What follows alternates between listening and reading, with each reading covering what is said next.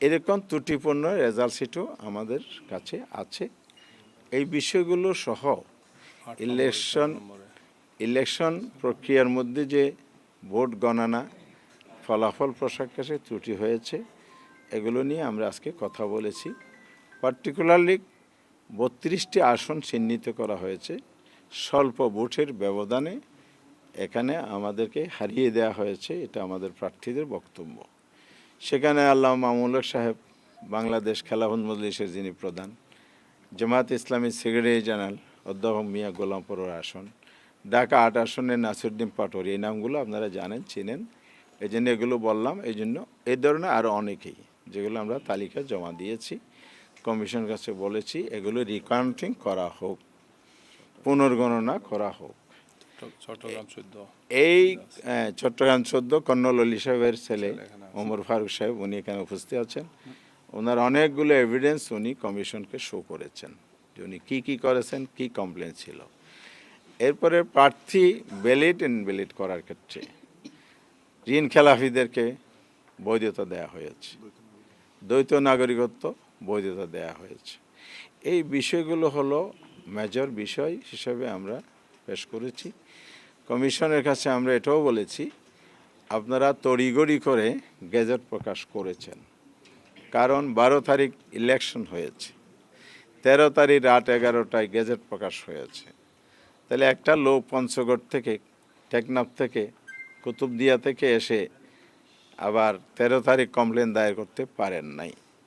তার 14 তারিখ হলে তিনি পারতেন। তার মধ্যে ওমর ফারুক সাহেব একজন, তিনি ওখানে জিজ্ঞেস করেছেন, বলে যে এখানে না, অর্থাৎ উপজেলায়।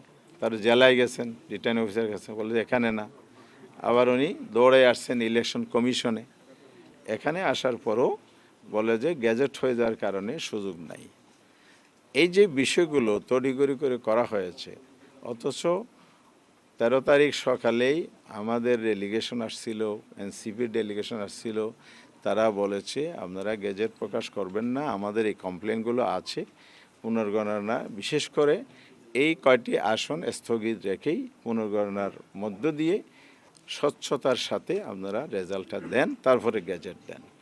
তো এখন প্রশ্ন তৈরি হচ্ছে, তড়িঘড়ি করার কারণ কি এটাই যে কমপ্লেনগুলো আসছে, সুতরাং এগুলো তাড়াতাড়ি করে ফেললে বেঁচে যায়।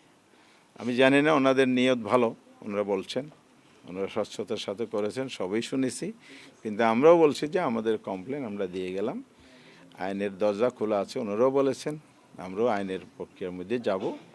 কিন্তু এখানে আমাদের রাইটটা যে ক্ষুণ্ণ করা হলো, এটা নিয়ে আমাদের প্রশ্ন রয়ে গেলে, এই কথা আমরা বলেছি।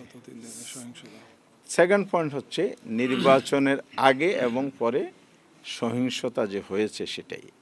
নির্বাচনী সহিংসতা বাংলাদেশে অতীত হয়েছে, এগুলো আমরা জানি, কিন্তু এইবার তো সেটা প্রত্যাশিত ছিল না। এই জায়গা থেকে বেরিয়ে আসার জন্য তো জুলাই অভ্যুত্থানে অনেক রক্ত ঝরেছে, জীবন দেয়া হয়েছে, এবং সেই জায়গাটা পুনরাবৃত্তি ঘটছে। তাহলে কি এটাই হচ্ছে বাংলাদেশে আবার ফ্যাসিবাদের, আবারও স্বৈরতন্ত্রের উত্থান হতে যাচ্ছে?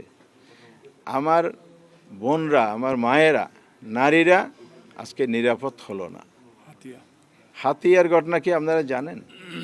2018 সালের সেই সুবর্ণ সৌরের ঘটনার পুনরাবৃত্তি করতেছে। সেদিন কি হয়েছিল? একজন মা, একজন নারী, 4 সন্তানের জননী, তাকে গণধর্ষণের শিকার হতে হয়েছিল। প্রশাসন বলেছে এদিন কোনো ঘটনা ঘটে নাই। হাতিয়া তো একই সুর বাজতেছে। তাহলে সেই স্বৈরাচারী আমলের সুর যদি এই সময়েই বাজে, তাহলে এখানে গুণগত পার্থক্যটা কোথায়? দেশ কোন দিকে যাচ্ছে, এইবার আমরা কনসার্ন। এরপরে আমার নিজের আসনও 3 জন নারীকে আঘাত করা হয়েছে, মাথা ফেটে দেওয়া আছে, রক্তাক্ত করা হয়েছে।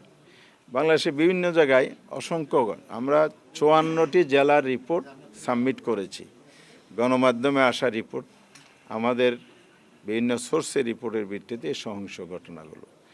আমাদের আমিরে জামাত 11 দলের মিটিং করে গত পরশুদিন প্রেস ব্রিফিং করে স্পষ্ট করে দিয়েছে যে সহিংসতা বন্ধ করুন।